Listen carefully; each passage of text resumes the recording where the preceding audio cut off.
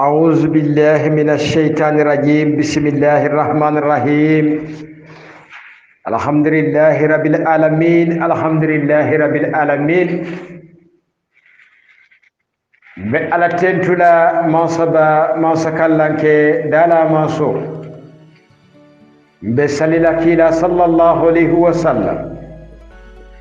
بعدين ngolu بعدين مسلمول بعدين غامبيا دينول Allah badi malom oga sane ntele finti tanan kotoke pour kadiyamo Gambia ton kon nano ani APRC dingodi be dawda katon fo koyna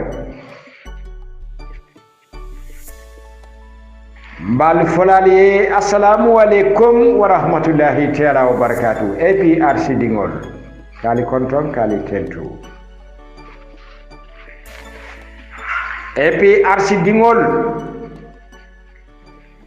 APRC dingol tonya banko batatele sanjinani banko tinyata sanjinani banko la bata kola asunta jimalle la dinkurngol mil yalon ne ibuka hakilu soto mil buka ngani ya banko e kayrola mil kan ngani ya korola banko la ika foko itolbe banko doku kan faniya kono mbadin gambienol ali tonya fo mimbe banko kan alfaniya bula kebayana nata kebanyanta ka bori ka jahiliya bare kebaya manyana ka song ay dun jahiliya kono muna tinna kebali man la ko ala be kerin qur'ano be kerin kontubo be kerin ay mirar si Gambia banko kan Gambia dingol alkafu ko Gambia mu islamic bankolom bare Allah tamanya Allah fonya ana labaro manyinya aman naki dinola adunene te nakilala mo Gambia alikum wotani hakilola alsaji mabula atatol nafala felfel hada madingo kungo kuliyata iketa saji yoti I hadmeta ibuka mira kende soto adum ibuka jere kende soto ikamune je konkole be bala ilafta domoro la faniya kono aduniya domo wumun timbalom ikono kono padingo APRC executive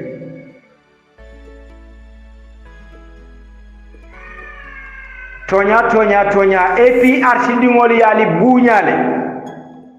yali batunyami yalone amanna ne soto amandandula soto APRC dingol milbe executive ola milbe bularin Fabakary Tombong Jatta la nyaton kaya APRC dingol bali tandila la ko buña aliya sotole alkana lafi APRC dingol yo bunya bondi alibala alikumotani hakilola alkebayata ali jahiliya bula ali nyo sabo bula nyo sabo mi yalone atatol nafala fenna adum albe nyo sabala nyawdi nyama ntol bal koma hadamadin killing ate executive o tinyala ate APRC tinyala ata sambara nan kumi ya lonne parti militant sol be sonnala ala faniya kono ate kela mawili pour ka mo neng adu mawili pour ka executive o neng ali kumotani hakilola de hakil kilinte hakilti alkana jube ko atolbe bularin Fabakary Tombong Jatta noma aliyafo ko milbe koma allallo ndolle warta katambi milbe koma alkal falle nene alkal falle ketu al hakil tubake Fabakary Tombong Jatta ni yaje me ay patita a karafala Allah taala as-sontala a batule nyo batule koromo kono mislimo ni moy nyinya bitration amam beteya jamfa mam beteya hasidiya mam beteya alke kude executive preso bali bulu mum preso sifa nyaadi emergency meeting albe walla bare al hakiltu albe minna ndolbe koma mbali jube kan albe jijala nyawndi nyama alteke ba bondila no anoto albe jijala nyawndi nyama executive o milbe Fabakary Tombong noma albe jijala nyawndi nyama Fabakary ba noto adum president Yaya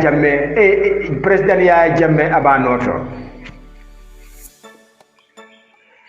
executive o mol bambanta ma fo mol be mam bambang jikobe milla militant sol walla mi Yaya Jammeh Fabakary Tombong Jatta ali bula Fabakary Tombong Jatta no ma tonya kono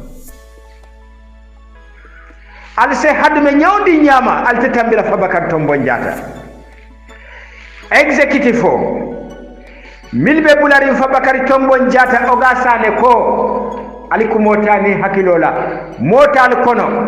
min se flak bere nyini ali kono ay succeed banko kan alkal falle ketu nteoga sane lebe lori be diamola be ojoni fintindila adum ma executive o against bare alla nyo sabo plaso asembo warta ma kango bina fintila al economia londe ntolte sonna wala nto tala babili mansanga lonko is the flag bearer APRC adum APRC milisantol ibe dawda ikawle batu adum mo manyina mo batu la min tambita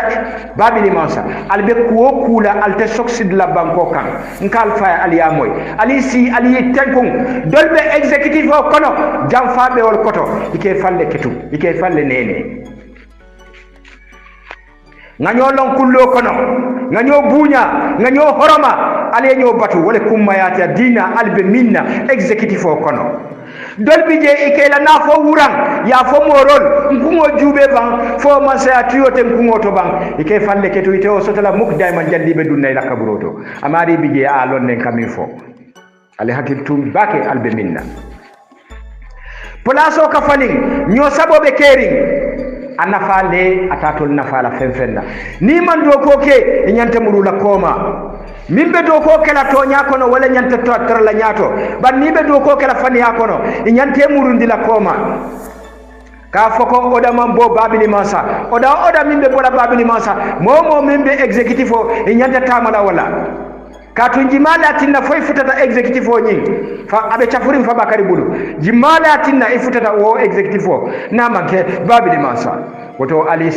temoso al tamana Allah hakilola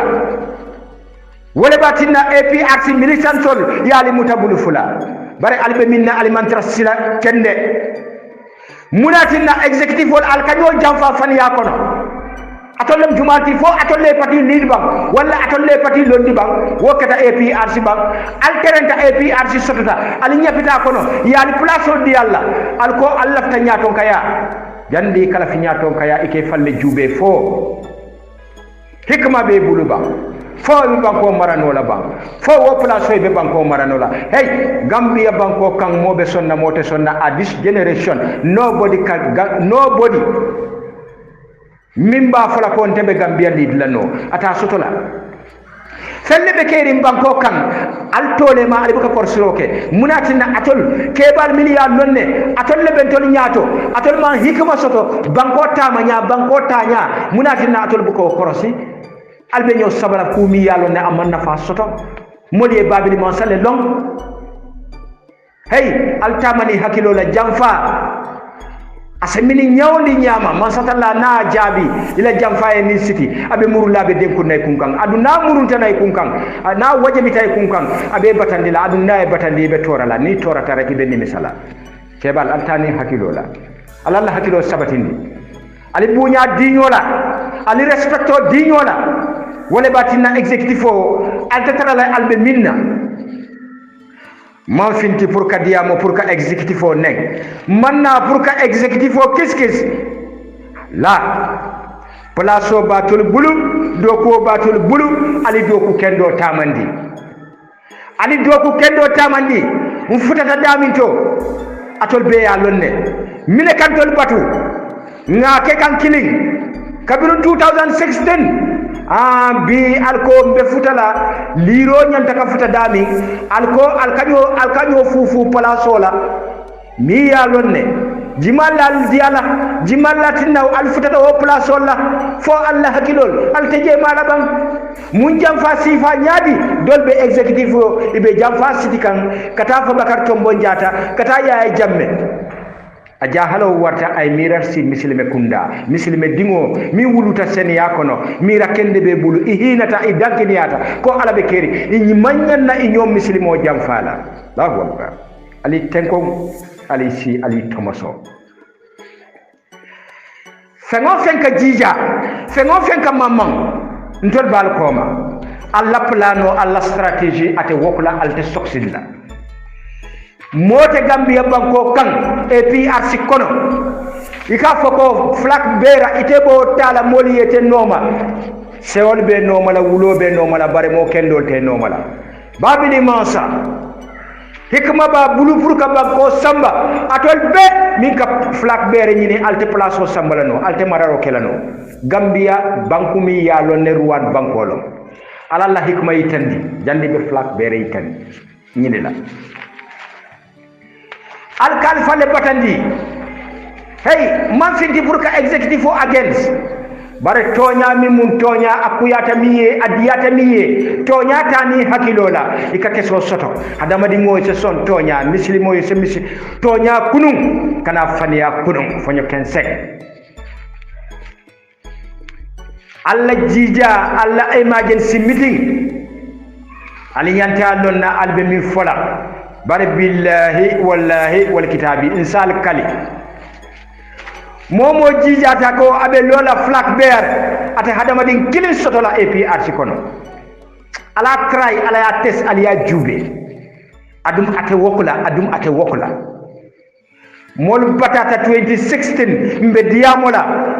executive all be searing dolbi je miliyalo ne hani kabi ikoyte jam faten kondila alkeku altamaku nali malla fi bono ni miso oga sane la fois man fon fe adumate fo lam fe executive momo ba kono iko ikajam fa sidi ya jambe fa bakat tombo njata nse la hidindi ila hajo le bitinyala bare yul mo fulo la hajo tinyala nte oga sane la fois man fon fe adumate fo lam fe momo ay dimi njabi adum belori mbelori pour ka yamaro dundi executive o kono momo alon ko atemun jamfala moti ay loku ay pare loko babulu miyalo na kandi wobe dun denkunna akunkan momo ay dimi momo nakumo mandiaye njabi oto altamaku alipati sambaku min satinna APRC dingol setara dula killing ise sondama killing soto ise mirar killing soto ale kana APRC digol la sondamo wiswas alla fanya koto milbe jamfa koto nkadiya mo wali adiyata momoye akuyata momoye ni man tonya ta nyori tonya wala folota adum wala belabanta al wuluta kono bare alimam pare ka tonya la silo noma al pare ta ka jahiliya noma ka jamfa dundi kadiya mo mesengo dundi ntol man la fala we don't need that. We need peace harmony ntol lafta wala bare albe minna ni lungola ani ni lungol kono ale emergency meeting kilim koto ke bang ali si ali diamoku albe silo jela ni wo man soto mol maje alla jamfa alkamin sidi ka fontele nyanta flak bere tala wala nyantele nyanta kala nyaton koti ike falle batandi baba ke falle batandi ite ibe flak bere nyini kam ibe manseya nyini kam bare mimbe te ko ma imolong adum itallonna altama ku nalbe tama kan tama sero wala nyinti albe tama kan min kali kanta abe koma woto APRC fatata nyoti suta ni tili nte kanyenda momo nala do kolo momo nala miro alla badi malom oga san mbeden na janna diya mola momo ni ya soda atani hakilo la de kana finti ya foko oga sane finti ay audio le fintindi pour ka executive organs wala ka kuma do fo mi yalon ne manyanna fola ani de mawlio kamma wilta pour mu APRC la nyatota ani la kendeya miliman tenko ye tenkon kali tentu kali jayi assalamu alaikum wa rahmatullahi ta'ala wa barakatuh wallahi mbanngolu mbimmen fola ale tonya gambengol le tonya de gambengol e tonya de babali mansala koto APRC la maroto gambengol e tonya de kat tonya dina ton kon nano abe tonya de tonya momenti ya jamila karola ya jame nin ko ala karola meta gamento say meta tembo mento say madungol alinga fo nyoye because aramadungol Allah subhanahu wa ta'ala mulla harjo mankanya manke kilidi tekla kilidi dolube la korda kono Allah subhanahu wa ta'ala la harjo kejele dolube la banko kono Allah subhanahu wa ta'ala harjo kejele dolube banko koma Allah subhanahu wa ta'ala harjo kejele kafo ibela korda kono ite fensor la foni bota kafo ibela banko kono ite fensor la foye bole ite bota mbarngolu moli ya trai ila family trai ila termal kendoli trai foye bondi banko kono ye samba dasora inata ibe fenyino wala jambarngolu alhamdulillah rabbil alamin ala tentu balemu ibe fensor la ine miskinolu ila famille be albe kanyanta o klingo kono hani buru de kli Allah subhanahu wa ta'ala de kila ko pro kling Allah subhanahu wa ta'ala dila iko ko pro kling nta domola ni islami kenolo ni miskinolo ya domo ini la famille be because armadungo tamadula be nafulo sorola mafo kafir nafulo de mafo hasidi nafulo de mafo nafulo men kumu ko fane nafulo mafo de mune mu fane nafulo ti fane nafulo yalla fane kay Allah subhanahu wa ta'ala mantraje iblis lebeje mune mu fane nafulo ti ole mu nyamo munko droga wallahi billahi tallahi kalta Allah subhanahu wa ta'ala momo nafulo be munko nafulo le mu wallahi billahi tallahi fen kala be samala timale kono kima kono adu ni momo samba hijola ala hijo manda dula aman jarabi ala mila hijo muta assalamu alaikum la ka fo be da kondondor la maka atekela billahi wallahi ala tila hijo mutalla atamuta fere do ko sitara menkan ini na flo mentata aman senea ila bulisala na flo inol tata aman senea ibe do kola ibe badala ila ibe ko itebe menyila ole mu ila do kola na floti mbarungol ini miskino bita wallahi billahi nkatala ni kilay ko pro killing ya bondi ya di miskino la wallahi billahi batarla mbarungol bi komale billahi wallahi ma fo la famille de of tambitale ma fo la famille la korda kon ma fo la famille de because motena Europe kono jang ka fo ite la famille nafala alhamdulillah rabbil alamin isla family nafa isi miskino nafa umu fembale timbadungulu iko dunia ton kon nanu la amerika ko yaya jami ayolo kuntu iko yaya jami ole kuntu yaya jami ko ata kuntu la amambo akala manyu beta wato men la famille wulli samba tamadula la pro eta fenyini ini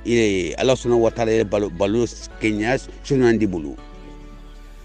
iko babul man sayo kunda kata kundula barungol tengal la kafe jubede iko babul man sa nimo kuntu ila ministalu ita ibukadu amerika ako ala kuntu natra Allah subhanahu wa ta'ala be amerika damanela nsiso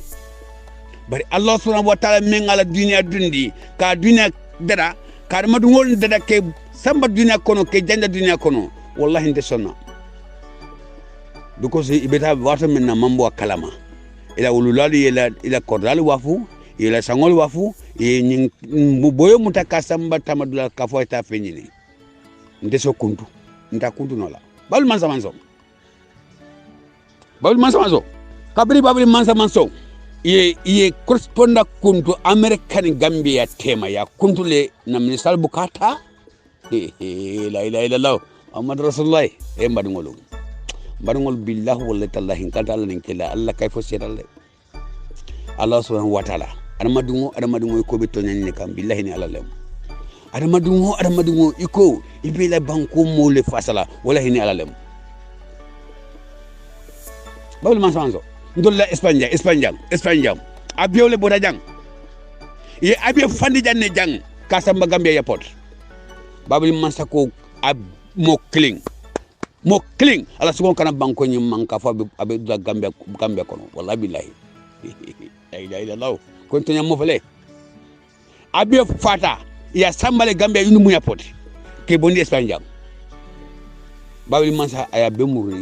abe le tour anata asita Espagne ye janja banko kan ol jube bi ni la katol bi doko kala no bi doko la ñun ko sol la man sakunda nata iko agreement me ya signé Gambia ni ya jamme ni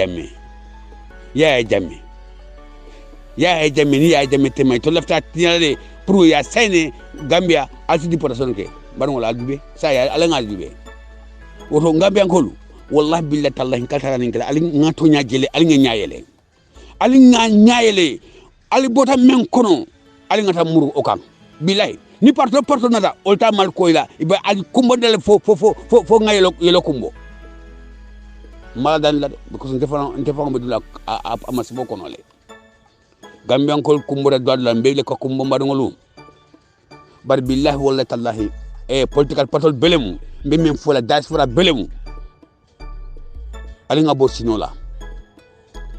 ya jam mitra be stream banko nyinkam ita mo le ka fo deportation keta ñu nata ko ñu Gambia deportation be kala molbe fara don ko be kala don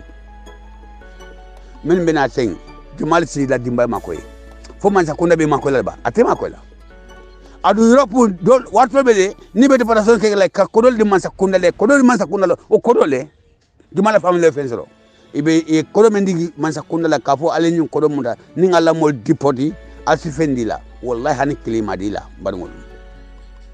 oto alinge nyaele Gambian kolu ko na to kato diaspora alinge nyaele ñu man sakunda membe sile ñu ko so la man sakunda amanna karala Gambia kono adu wallahi billahi tallahi nkaltala nin kilay politika pato ganda Gambia kono wallahi billahi tak Gambia betial billahi wallahi na manke APS de man ci Gambia sambano wallahi badungol ajube say molbe kumbola han say no dara kudolem usenda bo koko to ala da bondide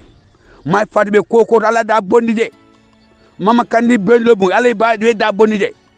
yade because ni aje quarter minute be sign agreement kala muna mu bebe der be kala tek be der tek say we mol na deportation kabri sedun ko mol be na be na da don ngaje deportation ni mo do ya fango fa ha mol tala Europe kono itara do nyamina alto me kenyalo ol bena la julo bena ka akela mola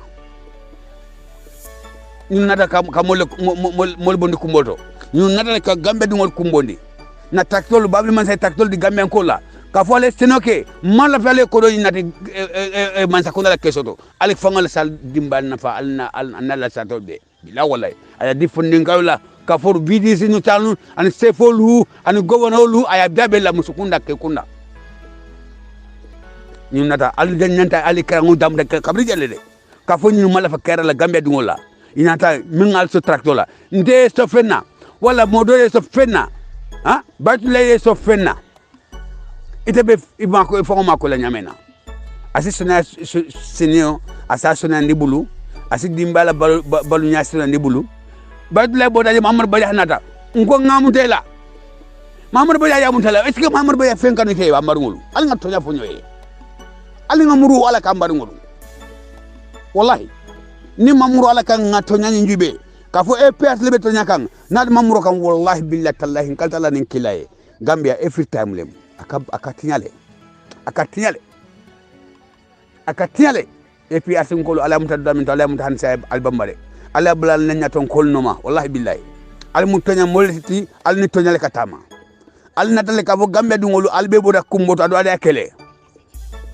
kele oto mbalngol mbalbe konto na mbalten dula mbalje nakka takko na fokkato diaspora belemu oto mbarngol mbe to nyade de nyindi pota son ha abe nyato kan de abe nyato abe tale kan nal la fe nyindi pota son ay lo babli mansa alna epersikam wallahi alna epersikam alin kana nyola sene mo makafo may fatile ni sayne ba alsakal ni mbe anni awde sudmo natla say walaikum salam rahmatullahi ta'ala barakatuh brama jami albe nyaadi mbal konton na mbel alton mani ay baraji ngal konton ngal day hani baraji ndebal man fawle deportation mbala ka fa armadu ye ba deportation la mol me be membon dila diaspora ke samba Gambia banko nyinkan wallahi kaltalanin kilay mbala man fawle mbala man faye because muna dinan ko mbala man faye ye fana min la ya jameka ka fo ya jame betena wala tinna mbala man faye toliye wallahi no de ka ni slow koletale bo Gambia kana ka branin jokan kana fo Europe modolu ol tuda jokono modolu kista ale ol nanti dunda atul men dunda al nantale Allah harjo bura Allah subhanahu wa ta'ala bulu ka fo Allah subhanahu wa ta'ala tele kita saboti ay dindi ni banko kan han say o Allah subhanahu wa ta'ala kini woni mbadan la foisi ka to ko sinandi bulu bar altul kuhani mal obe mu fanality ala ko mantra de slang kasla ala la ote de slang alim nyanta ngamenke alinga fanata ka la ya jamaica pulun tul su kato so ya jamme amala fe nyina ya jamme amala fo homosexual ya jamme akobe mfalale ya jamme anina molbe nyola ngato nya fo akobe mfalale mbotole kan pour ngana jangana kalfa Allah al sinso kato la Allahu akbar nin kato me ya soto fanya kan nin kato me ya soto ini lahara ini ya jame ba kidlale bar ya jame ya folde ako mun ba to tinyala fola kiti kundi krema oto marngolu insafo ale ya jame la do ajrabitale billahi wala ta'ala ajrabitale fo ya jame be sirin wato na mafu akoti wabon na taw 200 years 400 years ina tan dola banko kan min data ya kila bang nimba ko kan kontel be safo na dimbabe tala katani no garola alta fo atekila o mu fanale do be kilale ya jame be fole bargolo ayo be fole bari hasidol ko hani tene mu fanna kamere bardong ila ulal kafila la ilaha illallah muhammad rasulullah hey say be nyati ya jame bango abe bango nyinga ba natra be ya mi binyi bango ka asi haram mi molbi be deportation kala bar say ale fana men ke ya jame ko ngani Allah bula fala kito al tema aw do ala fala be kito kon dal tema deportation ka murdo dolon be kala nde komi ngani kuwanatu o munyente komi nyimansa kundala konyi bari kafo men be deport la fo mbala fay wallahi katala nin kilay mbala man fa moye nata kudele mu ye modu muta ya deport mbala be falay billahi wallahi ngafina la billahi ngamda la de bari ale fana mere ka ya jame kan mom moy fana ke ya jame kan wallahi buka hina mar ngola wallahi ala fe be kijo kundula ale nyin keba kendo ni mumino ni islami hakka ni mumuno ala totinya ka kuma bebla kan saya alam billahi wallahi mbarngol ni be tonya kan wallahi billahi sabari ibe tonya kan sabari ye munye yela ko ni ala be kelan kelaye mbarngol oto msafono ayaje mal be kelaye di parasoni di buka malabu ka famu moy assalamu alaikum a'udhu billahi minash shaitanir rajim أعوذ بالله من الشيطان الرجيم بسم الله الرحمن الرحيم الحمد لله رب العالمين alhamdulillahi rabbil alamin APRC kolu mbadi Gambian kol mo kendolu mbal kontonna mbatala na nyaton kolla mengeda sak forson alhaj docteur yaya ije babili man sabe sirigine kotral sieto an la musolan dingol an delegason min dati kendo babe kontonna kanabla na nyaton kolla menketa abakar sirri pabaka tombo njato jata anala extifol dumalan kol belem katabulan kol alhaji bajo ko dukure APRC amusukunda ke kunda mbalbe kontonna nyularo alhamsa lungo mbal kontonna momo to nyimala kontonna nyimala alni mamad bajal be kacala bena konton rolo ke da min kan wala munyinti ko APRC kol na mitawons bena altolle kan mbe kuma men fola be defon be olto alin ngana haklotu alin kanabula na nyaton kolu nyato mbarngolu eske pabaka tombo njata Muhammad Bali Halimba hani pabaka tombo njata APRC la political pato Gambia mokendolu Sheikh Forson Alhaji Dr. Yaya Ije Babili Mansa abi banko nyimbula la lumena ay pato kalfa jomal la olam pabaka tombo njata jatati mbarngolu pabaka tombo njara akata mamenna Yaya Jammeh ayalone pabaka tombo njara be mengela sinin Yaya Jammeh ayalone pabaka tombo njara menge kunun Yaya Jammeh ayalone mbarngolu oto APRC kol de Mamadou Badiabe olto nami towns ntol membe awdo bondela alingin na hakuloto ala kyala ni kilay nakumanyi akana motoro bari mbetembo mento ngin nyatli menna alinga kuma bondi men kadiya naknyaton koliye alinga kuma bondi men kadiya APRC dingole alinga kuma bondi menka APRC Gambia mo kendola jisolandi aldukare alake ala ninkilaye ngalong kafonyi audio ning kwata nyi audio ka ninga nyi audio nati abe moldi mila wala manta moldi dumi mbadongol dukare alinga ke ala ninkilaye momo ibi audio tala ata dulato ata fangola box dulato doto isi agudo ni atadong isi murukoma isa bela moy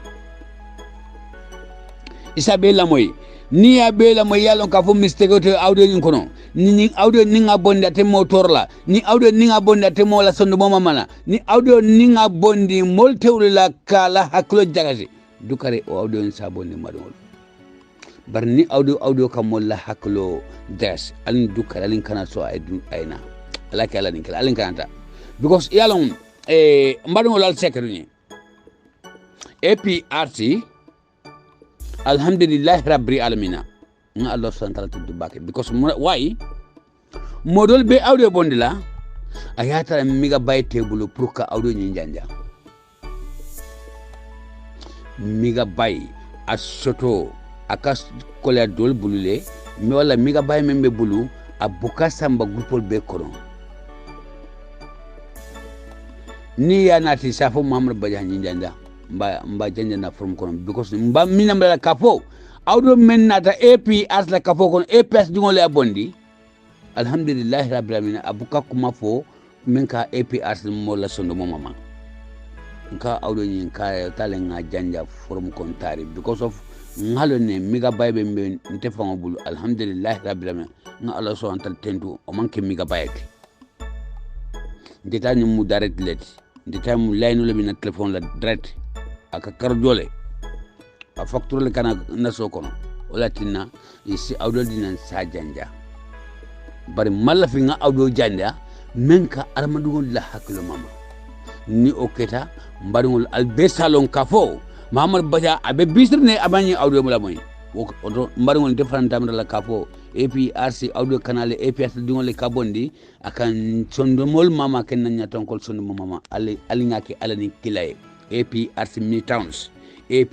mini towns mpelenge nyatli menna APRC nyaton kolu ni do ko be nyola amusu kunda ke kunda ila hamo munti APRC bamba itanato atsekru ni ba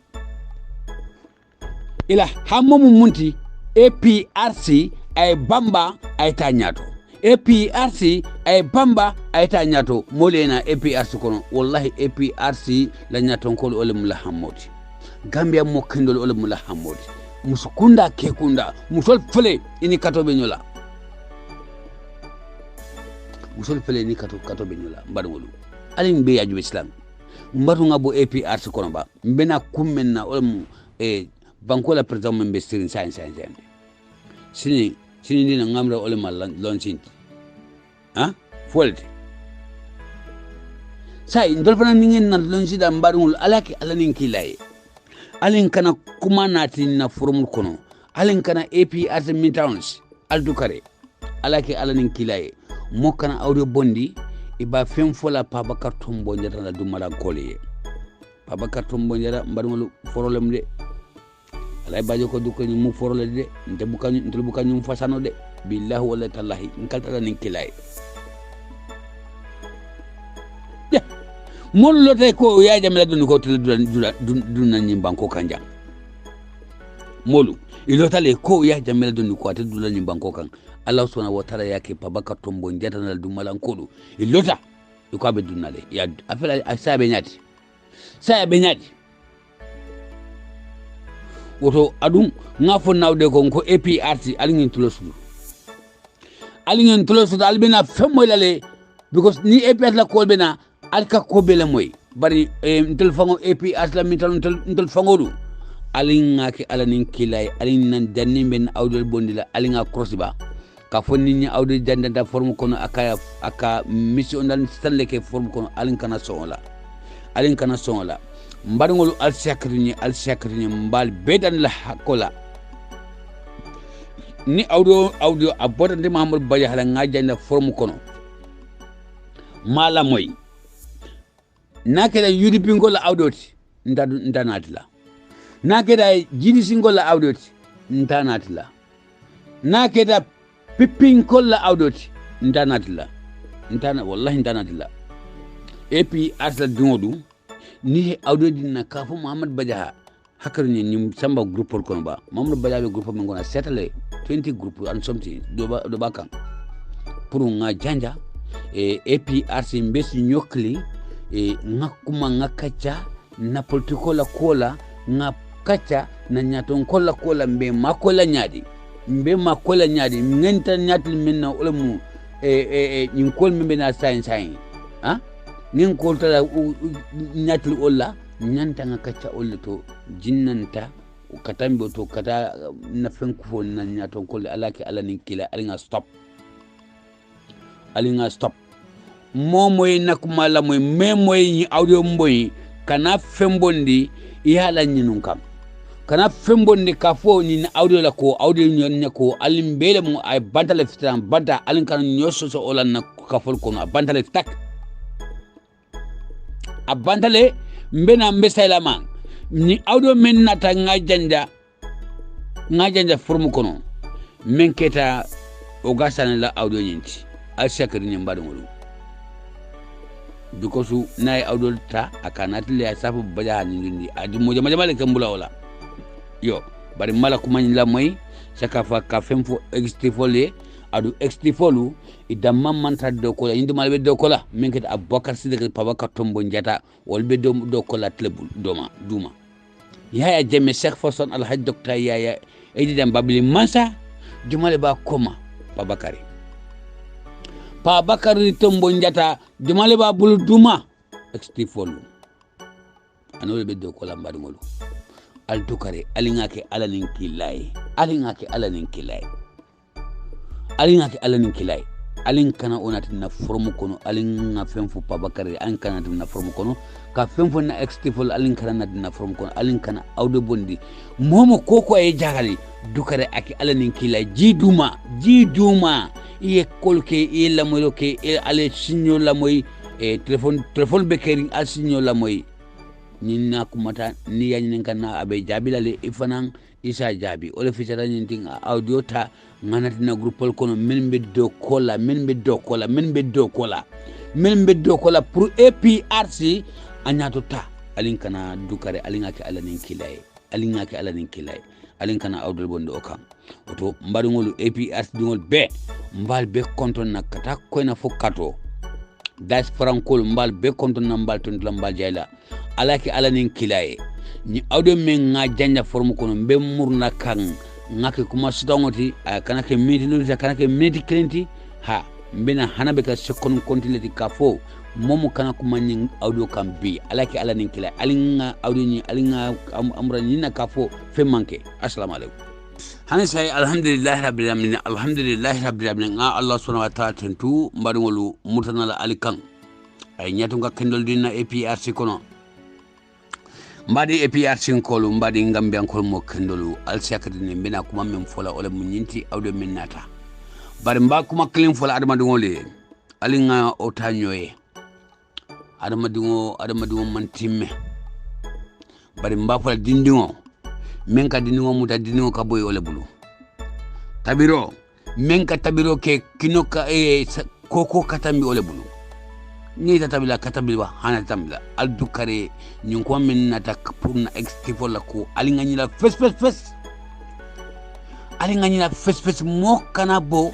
yake alanin kila mo kana bo mol nyata nyamina molam la moy prom kono nyata ola al dukare nganyina la alinga continue nakachala na politikola mbeta nyamina usbol be bola dong alinga